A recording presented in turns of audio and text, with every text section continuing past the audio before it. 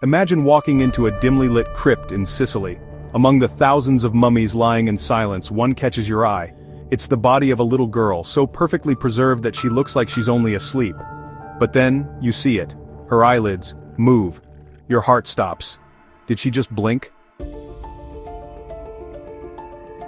This is the legend of Rosalia Lombardo, a child mummy who has fascinated scientists, historians, and paranormal enthusiasts for over a century. Her eyes seem to open and close in photos and videos. Is this an ancient mystery, a supernatural phenomenon, or is there a scientific explanation hiding in plain sight? Today we uncover the truth. Rosalia Lombardo was born in Palermo, Italy in 1918. She was the beloved daughter of Mario Lombardo, a Sicilian official who adored his little girl.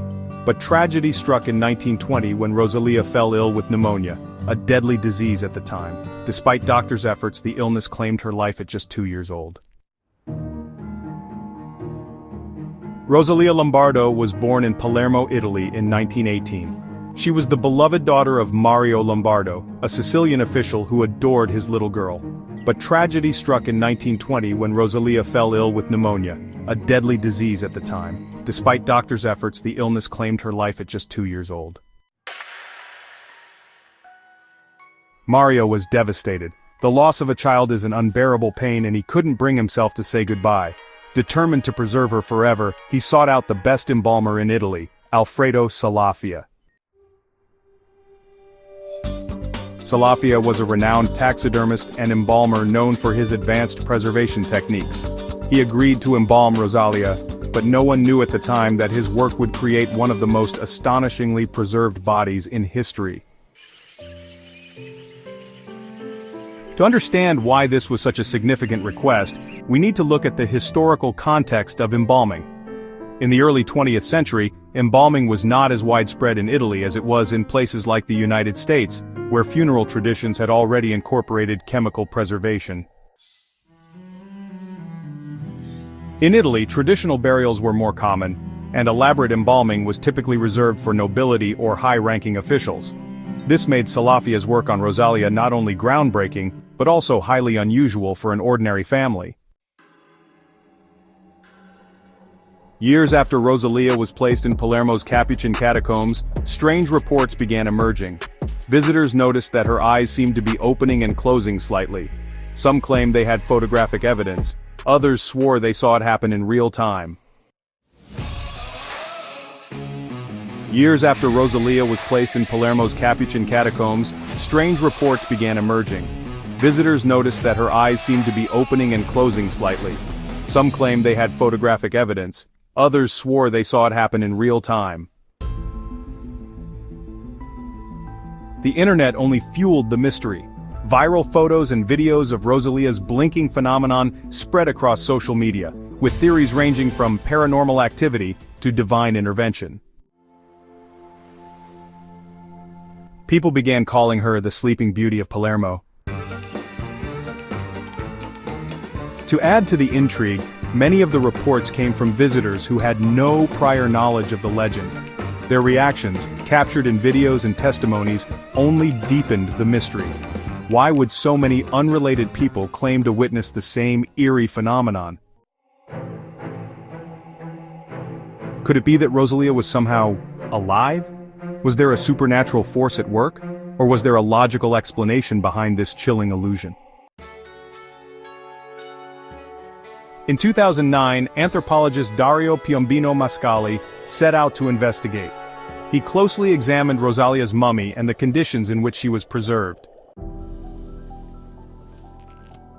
In 2009, anthropologist Dario Piombino Mascali set out to investigate. He closely examined Rosalia's mummy and the conditions in which she was preserved. His findings were both shocking and logical. The blinking effect was an optical illusion caused by light refraction. The lighting in the catacombs changes throughout the day, creating the illusion that her eyelids are moving. Humidity and temperature, the changing environment can cause her skin to contract slightly, altering her facial appearance. Camera angles and flash photography, different angles captured different eye positions, making it look as if her eyelids were shifting. It wasn't magic or the supernatural, it was simply physics, and the way light interacts with her partially open eyelids. Interestingly, Piombino Mascali also discovered that Rosalia's eyes were never fully closed. Instead, they had been left slightly ajar, likely due to the natural settling of the body after embalming. Over time, dust accumulation and minor shifts in the glass coffin's temperature contributed to the subtle changes in appearance. This helped explain why her expression seemed to vary in different photographs. Salafia's embalming technique was long thought to be lost to history, but in 2009, researchers discovered his handwritten notes detailing his secret formula. His method included Salafia's embalming technique was long thought to be lost to history, but in 2009, researchers discovered his handwritten notes detailing his secret formula. His method included formalin to kill bacteria and prevent decomposition, zinc salts to give tissues a hardened, lifelike appearance, alcohol and glycerin to dehydrate the body while keeping skin soft, salicylic acid to prevent fungal growth. This combination left Rosalia in a state of near-perfect preservation, with even her internal organs intact. To put this into perspective, other mummies in the Capuchin Catacombs, preserved using older methods, show significant signs of decay. Many have sunken features, skeletal remains, or discolored skin. Rosalia, however, retains her facial features, hair, and even the delicate ribbons in her hair, making her unique among the thousands of mummies in the crypt. Despite the scientific explanations, many still believe Rosalia's blinking is a sign of something more. Paranormal investigators have argued that spirits or residual energy may be responsible. Others claim divine intervention has kept her body untouched by time. However, the blinking phenomenon has now been fully explained by science. Her body remains remarkable, but there's no ghostly force at play, just brilliant embalming techniques and natural optical illusions. With advancements in preservation, could we use similar techniques today? Some scientists believe Salafia's method could revolutionize human embalming. However, this raises ethical questions. Should we preserve bodies indefinitely? Does keeping a body so intact prevent families from moving on?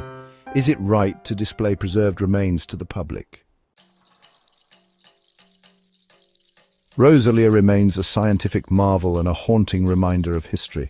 As she lies peacefully in her glass coffin, her presence continues to spark curiosity and debate. The early 1900s were a period of significant change for Italy. While much of Europe was still dealing with the ramifications of World War I, Italy was transitioning through political upheavals that would eventually culminate in the rise of Mussolini and the fascist regime. Amidst these political and economic challenges, Italians found solace and connection in their traditions and beliefs, many of which revolved around death and the afterlife. In Italy, the practice of preserving the deceased was steeped in religious and cultural significance. For many, the preservation of a loved one's body was a way to maintain their presence long after death. This was especially true for wealthy families who could afford to preserve their dead relatives, a practice that was often associated with aristocracy. The idea of embalming or mummification was not as widespread in Italy as it was in Egypt or even the United States. But for those who could afford it, it was an important means of maintaining connections to the past. During the early 20th century, embalming was often reserved for public figures, the wealthy elite, or those with strong ties to religious institutions. Mario Lombardo's decision to preserve his daughter was not only an emotional one, but also reflected a broader trend among Italy's upper classes to engage in elaborate burial practices. While ordinary families were not able to afford such methods, they still held deep beliefs about the importance of death rituals. In Catholic Italy, death was seen as a transition, not an end, and it was believed that the body should be treated with respect, as it was the vessel that carried the soul during its time on earth. The role of the Capuchin Catacombs in Italian culture. The Capuchin Catacombs in Palermo, where Rosalia's body would eventually be displayed, played an integral role in the cultural and religious life of Sicily. The catacombs, built in the 16th century, were originally meant to serve as burial grounds for the Capuchin friars. Over time, however, they became a place for members of the Sicilian aristocracy to be buried and preserved. Unlike traditional burial grounds, the catacombs became a tourist attraction by the 20th century as visitors from around the world came to see the preserved bodies, many of which were still remarkably intact due to the specific environmental conditions of the catacombs. Rosalia's body, however, was something entirely different. Her preservation, thanks to Salafia's extraordinary techniques, became a symbol of what could be achieved through human ingenuity in the face of death. It also served as a symbol of a father's enduring love for his child, a love that transcended even the natural process of decay. The complex chemistry of preservation, embalming, and mummification, though similar in purpose, involve complex chemical processes that preserve the body in a state that can endure for decades or even centuries. In Rosalia's case, the techniques used by Alfredo Salafia were advanced for their time. While embalming is common today, it is still grounded in methods that have their roots in ancient practices, but with modern adaptations and refinements. Embalming involves the introduction of specific chemicals to slow or halt the decomposition of the body. The most commonly used embalming fluid today is formalin, a water-based solution of formaldehyde, methanol, and water. Formaldehyde acts as a disinfectant and preservative by cross-linking proteins, which prevents the growth of bacteria that would otherwise cause the body to decay. In contrast, Salafia's use of zinc salts was revolutionary. These salts reacted with the tissues of the body, giving them a hardened appearance and effectively locking the body in a preserved state. This technique is more commonly seen in modern preservation processes used in the taxidermy of animals or scientific specimen preservation. The role of temperature and environment in preservation. In Rosalia's case, another key factor in her remarkable preservation was the environment of the Capuchin Catacombs. The cool, dry air in the catacombs was a natural preservative, contributing to the slow decay of the bodies. This environmental factor allowed Salafia's embalming techniques to work in tandem with the atmospheric conditions to maintain Rosalia's physical appearance. Similar environmental conditions can be seen in places like the mummies of the Andes, where the freezing dry climate preserved the bodies of the Inca people for centuries. While modern embalming can preserve bodies for extended periods, environmental factors such as humidity, temperature fluctuations, and exposure to light can still impact the quality of preservation. The glass coffin in which Rosalia lies was essential to her preservation, as it shielded her from the elements while allowing for the best possible viewing conditions. The mummies of the Andes. In the high-altitude regions of the Andes, the Inca mummies provide a fascinating example of natural mummification. Unlike the embalming methods used by Salafia, the Incas' preservation techniques relied heavily on the natural environment. The cold, dry conditions of the high mountains were key in preserving the mummies of sacrificial victims and royal elites. The Inca people believed that the preservation of the dead was crucial for ensuring the spirit's journey to the afterlife. The practice of mummification among the Inca involved the removal of internal organs, which were either buried separately or preserved in clay jars. The body was then dried and wrapped in textiles, often in a fetal position to symbolize the journey to the afterlife. The embalming process was closely tied to Incan religious practices, where the mummified bodies of rulers were kept as a symbol of power and continuity. The Egyptians perfected the art of embalming thousands of years before Salafia, and their mummies have become some of the most well-known preserved bodies in the world. Egyptian mummification was a highly intricate process that took up to 70 days. The body was eviscerated, with the internal organs removed and preserved in jars. The body was then dried using natron, a natural salt, and the skin was treated with oils and resins before being wrapped in linen bandages.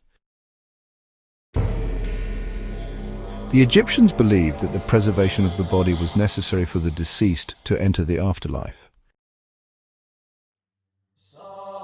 The embalming process also had religious significance, as it was believed that the soul would need the physical body in the afterlife to perform necessary functions. While Salafia's methods were based on modern chemistry, the Egyptians' focus on preserving the body for religious and spiritual reasons was a precursor to the preservation practices of later cultures. Paranormal theories and pop culture influence. The most intriguing aspect of Rosalia Lombardo's preservation is not just the science behind it, but the way it has captured the public's imagination. The idea that a young girl's body could appear to blink after over a century has led to numerous paranormal theories. Some have speculated that Rosalia's blinking eyes are a sign of supernatural forces at work. Could it be that her spirit is still present? Was her preservation not just a scientific achievement, but a mystical occurrence? The paranormal community has often been drawn to cases like Rosalia's, where physical phenomena cannot be easily explained.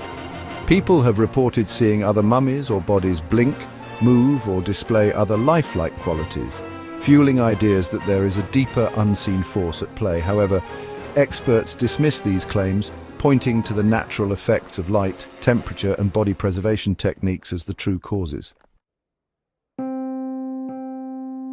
The media and popular culture have also played a significant role in shaping Rosalia's legacy. Television programs like Unsolved Mysteries and documentaries about historical preservation often cite Rosalia as an example of both scientific wonder and the enduring mystery surrounding death and the afterlife. In addition, films and novels featuring preserved bodies, crypts, and mummies draw heavily on the eerie allure of cases like Rosalia's, making her an enduring icon in the field of preservation studies. The case of Rosalia Lombardo challenges our perceptions of death and preservation, combining science, mythology, and human emotion into a captivating story that continues to intrigue people around the world. While the mystery of her blinking eyes can now be explained through natural scientific processes, the allure of her preservation remains as strong as ever. Her story raises questions that continue to resonate with people today. What happens when we die? Can we preserve life? Or are we simply prolonging the inevitable? Should we hold on to the past or let it go? As you reflect on Rosalia's story, consider what it means to preserve not only a body but a memory. Should we take further steps toward immortality, or should we leave death to its natural course? Let us know your thoughts in the comments below. And if you found this exploration of Rosalia Lombardo's mystery fascinating, don't forget to like and subscribe for more.